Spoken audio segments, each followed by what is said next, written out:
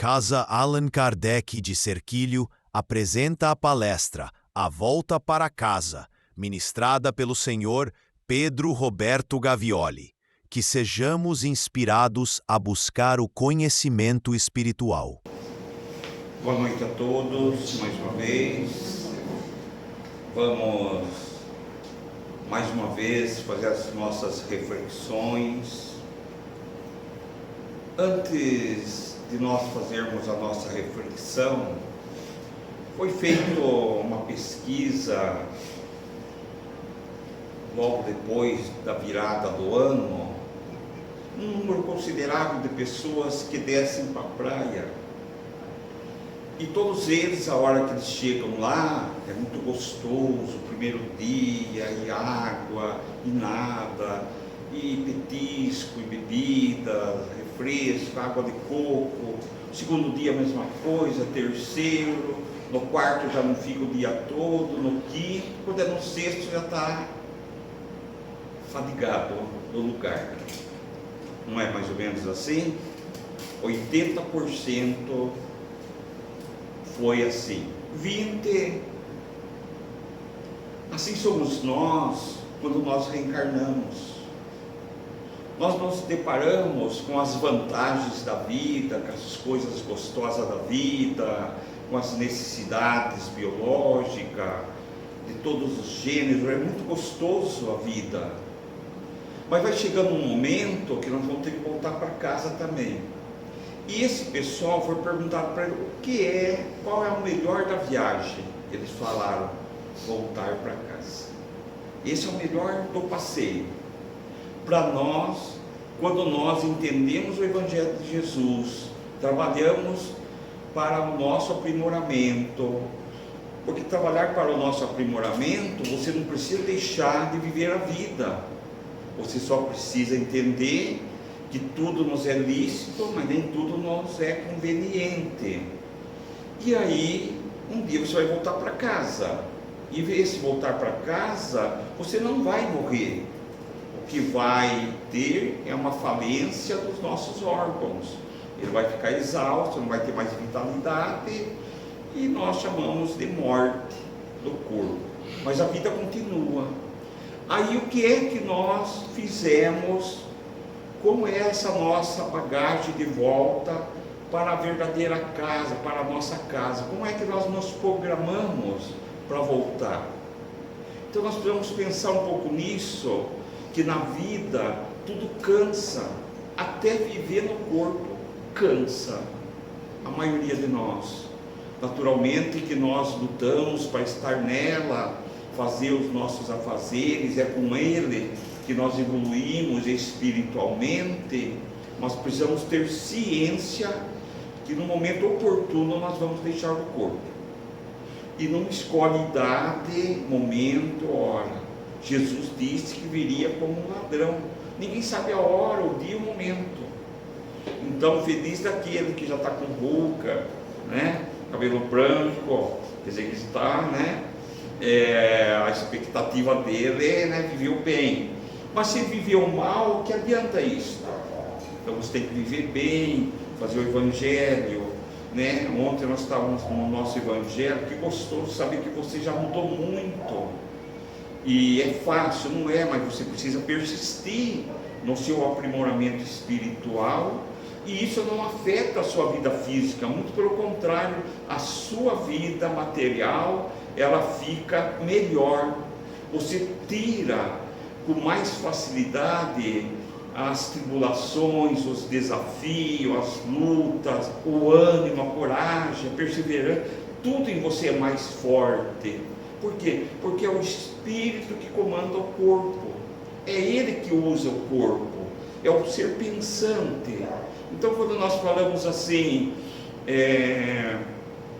carne é fraca, não é carne, é o espírito que não tem caráter, ou ainda não atingiu um estágio evolutivo, ou não resolveu ainda modificar em determinada situação. Então naturalmente ele vai sofrer consequências, ou vai gozar das consequências de acordo com as suas decisões. Então ser espírita, ser cristão, ser religioso de qualquer denominação religiosa, é muito gostoso. Você vê as pessoas que são realmente cristãs, dentro do seu credo religioso, elas são tranquilas, serenas, elas não se afogam, não se abalam, não ficam desesperadas, e saber que vamos voltar para casa, como fazemos uma grande viagem, temos que voltar. Eu, particularmente, a melhor parte da minha viagem era quando eu chegava em casa.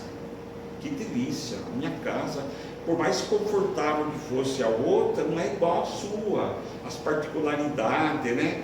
Aí, o lugar mais gostoso da nossa casa, o banheiro, nosso quarto, nossa cama, né? Aí você fica lá, aí você já fica descalço. Então, voltar para o mundo espiritual é se dissipar de tudo isso e estar livre. Mas precisa ver o que estamos fazendo para isso ocorrer. Então nós entendemos que, apesar de tantas religiões, e todas elas falam do Cristo, nós estamos com grande dificuldade de chegar ao real propósito, que foi essa boa nova que Jesus nos trouxe. Esse espírito do amor preconizado, nós temos grande dificuldade. Esse amor que foi vivido pelo Cristo e exemplificado para que nós não pudéssemos ter dúvidas com relação ao bem viver. Eu costumo dizer assim, de ter 64 anos, não vou falar a idade, né? Mas é muito gostoso, você atinge um patamar da sua vida que você não troca por nada, porque é o bem-estar íntimo, né? Não é o exterior, é o interior, o que você pensa, como você pensa, você aceita mais, você não quer mudar ninguém, você não quer ter sempre razão. Não, isso não tem. Você aprende a ter solitude, ficar sozinho, se gosta da sua companhia, sabe? Isso é muito importante. Isso tudo tem que fazer um exercício. Embora estar sempre sozinho é bom a solitude, mas não tanto, tá? Porque quando vai chegar no sábado, você vai ficando meio fatigado de ficar sozinho. Mas, enfim, você acha ocupações, bons livros, um bom programa, né? Então, os nossos mentores espirituais pedem que nós façamos essa viagem de volta ao Evangelho. O que é a viagem de volta ao Evangelho? É analisar o Evangelho de Jesus. Como disse nosso irmão Patrício na terça-feira, eu sou fã incondicional de Paulo de Tarso. Paulo de Tarso, ele explica as parábolas de Jesus, as suas próprias epístolas, depois ele mostra como fazer para você estar bem. Então, não adianta você desejar algo que não chegou o momento, sabe, uma coisa mais ou menos assim. Então, nós estamos hoje empanturrados de ciência, de tecnologia, dominados por essa tecnologia de ponta, mas perdemos o contato.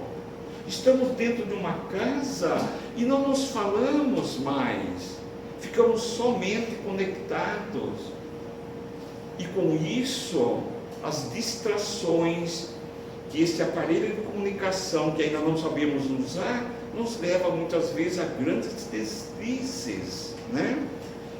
Mas isso ainda não é o grande problema, é que nós ficamos indiferentes com relação ao sofrimento do nosso próximo.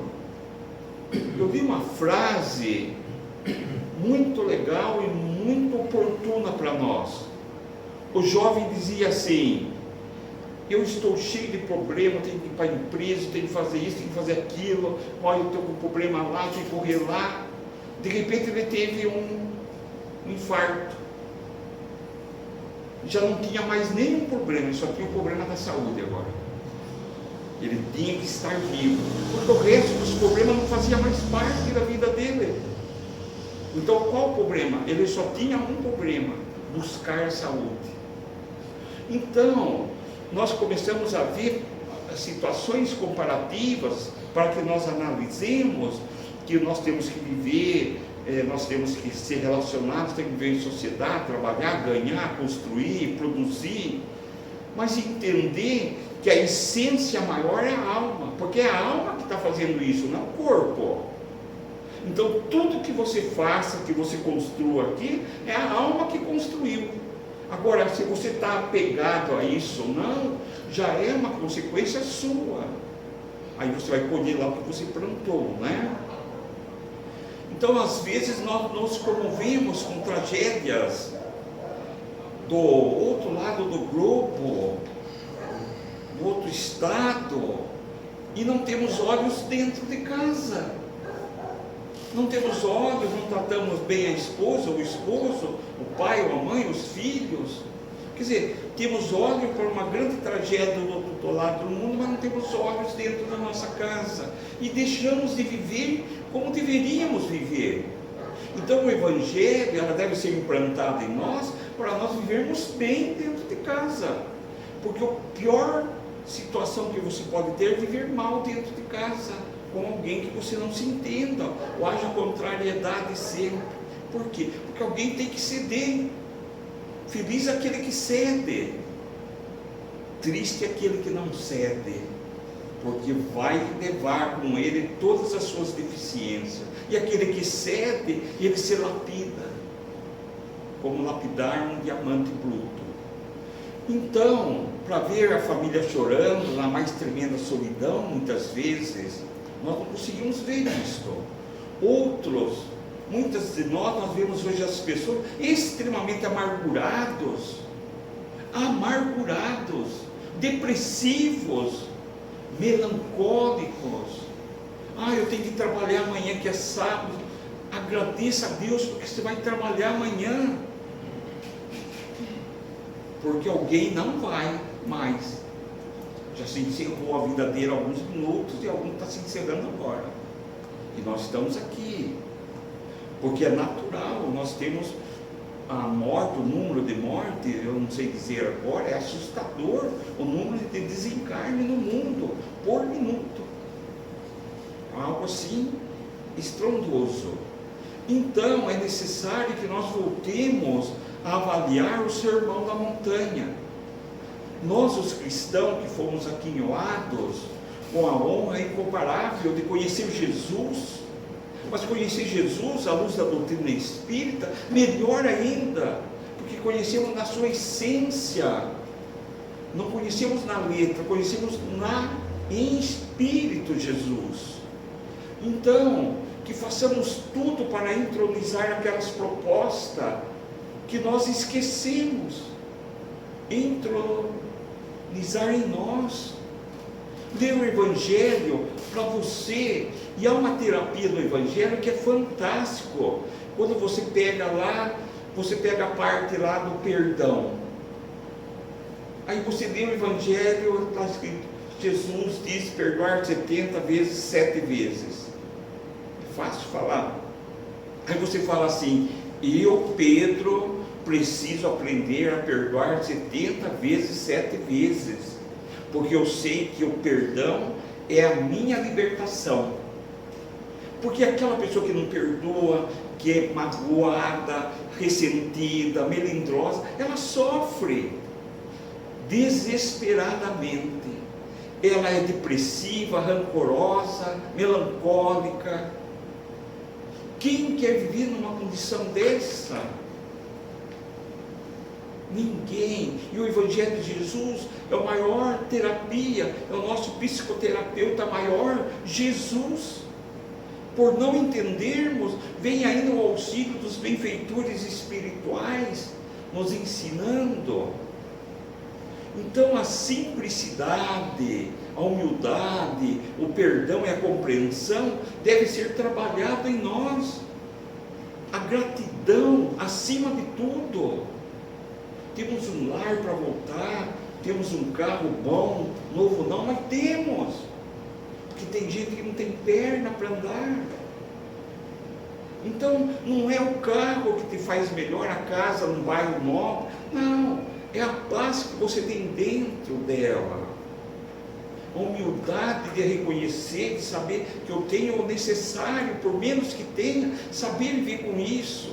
O perdão é a chave que abre as algemas, que nos prende àquela pessoa, que muitas vezes estamos com algum ressentimento com ela. E perdoar não é nem caridade, é uma questão de inteligência. Eu me livro do meu opositor, daquele que me ofendeu, e se eu aceito a ofensa dele, é porque eu sou igual a ele. Porque se eu fosse um pouquinho melhor que ele, eu o perdoava imediatamente e nem me agrediria. Então veja o trabalho que nós ainda temos que fazer em nós, não é? Aí vem a compreensão, compreender a vida, aceitar o outro como ele é, aprender a lidar com a ingratidão. É a ferramenta mais cortante, tá? E geralmente vem das pessoas próximas de nós. Mas aquele que aprende a lidar com isso, nada o atinge mais. Porque a pessoa que sabe lidar com a ingratidão, ela não tem tempo para ficar com rancor, com raiva, com mágoa, com ressentimento do outro. Então o que está faltando em nós é esse retorno ao Evangelho, estar dentro de nós, de estender os nossos braços uns aos outros, de olharmos aos nossos irmãos e irmãs, não mais com amor cupido. Todo mundo olha com amor cupido, como mulher, como homem. Nós precisamos aprender a olhar como irmãos que somos, resgatar esses valores. É importante isto para nós, não é? E tem que ser feito exercício. Você vê uma moça, vê um jovem, nossa, que bonito, jovem, ótimo, bonito. Conter-se os desejos. O homem vê uma moça, também é bonita, nossa, que linda, mas conter os desejos, ver como irmã. É isso que somos, né? E nós perdemos esses valores. Estamos pagando um alto preço para retomar esses valores onde nós nos mergulhamos de cabeça, sem saber onde mergulhávamos nós. E isso é de milênios, tá? Lá do Egito e lá vai. Mas precisamos entender que todos nós somos uma família em Jesus. Então todos nós nos devemos uns aos outros. Nos devemos o respeito, o carinho, o amor, o afeto, tudo. Então nós estamos vinculados a Ele através da história, vinculados a Jesus, estamos nos vinculados, nós somos uma grande família espiritual, nós não estamos aqui ao acaso, né? Pelo menos desde o século XII, pela suave presença de Francisco de Assis, quando ele veio e mudou a história. Francisco de Assis veio no momento mais difícil que a Igreja Católica passava. Depois de muito tempo vem Allan Kardec e restaurou a beleza da Porcígula, que nos demonstrou que somente a caridade é que dá vida para nós. A caridade. Mas o que é caridade? É sim a caridade como dever, você dar um, ajudar o outro, não deixar a pessoa passar necessidade, precisa de auxílio, precisa levar para um hospital, precisa socorrer de alguma forma. Sim, isso é uma caridade de dever, não é? Mas a caridade de verdade é aquela que você faz em você. Nós precisamos entender que a caridade é o lubrificante da vida.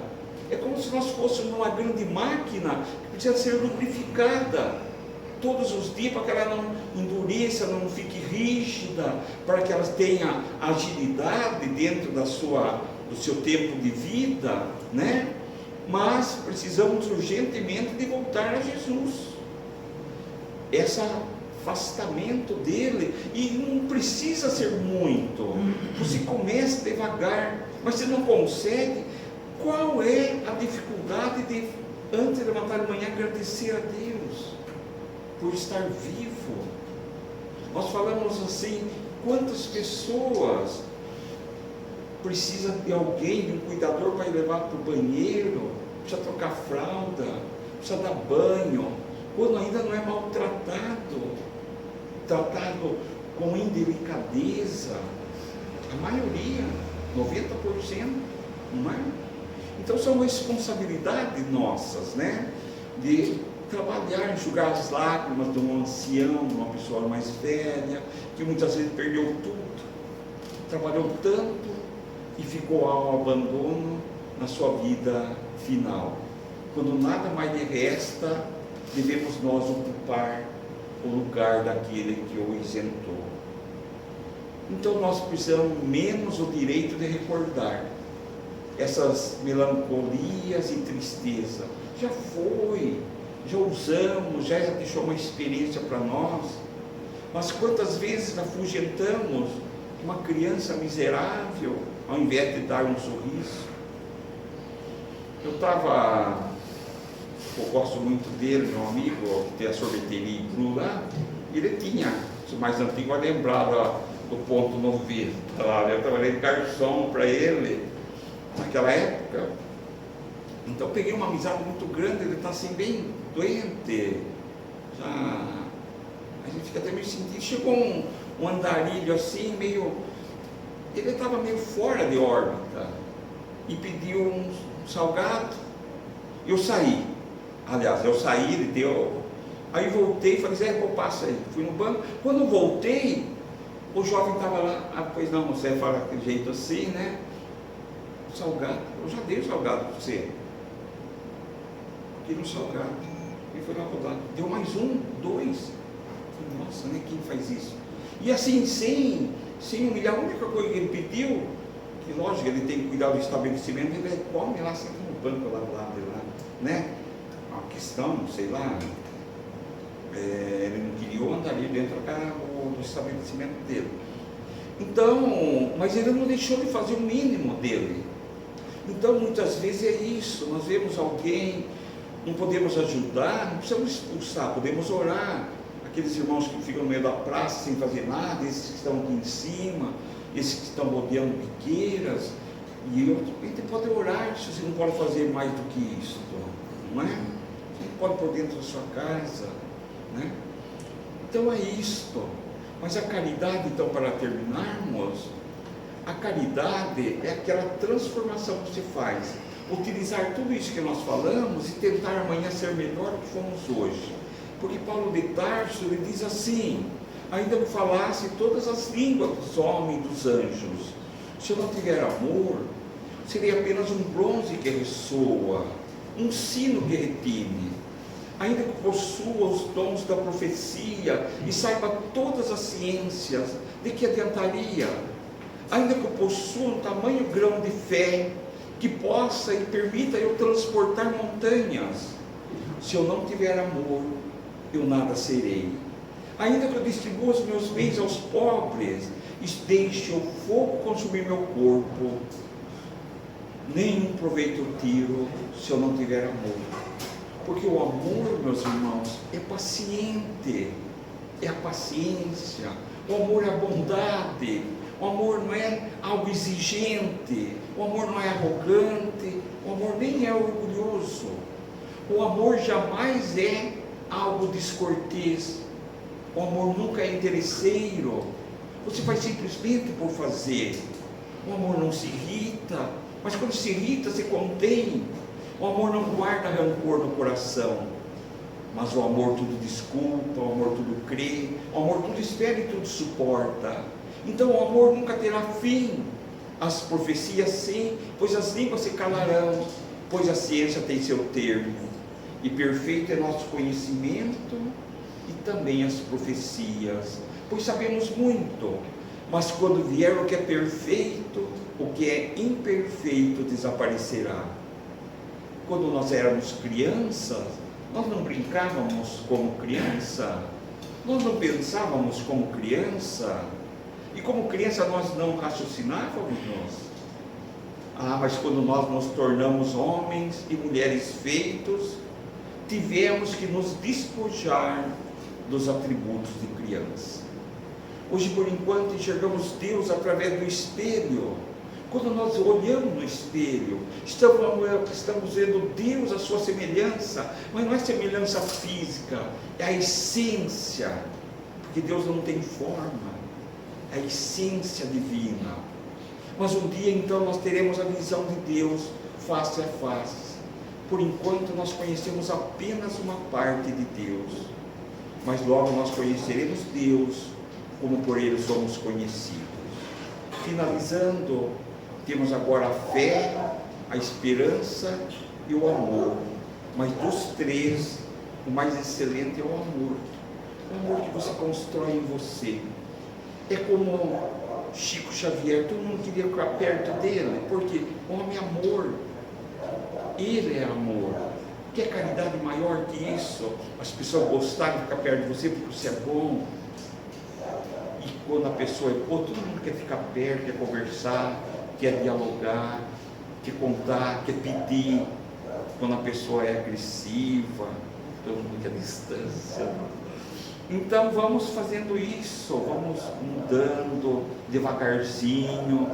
O importante é caminhar, nem que sejam passos mais lentos, mas caminhe, porque a hora que vocês chegarem no 64, espero que cheguem aqueles que não têm, é muito bom você chegar fazendo o exercício do Evangelho. Não é fácil, tá?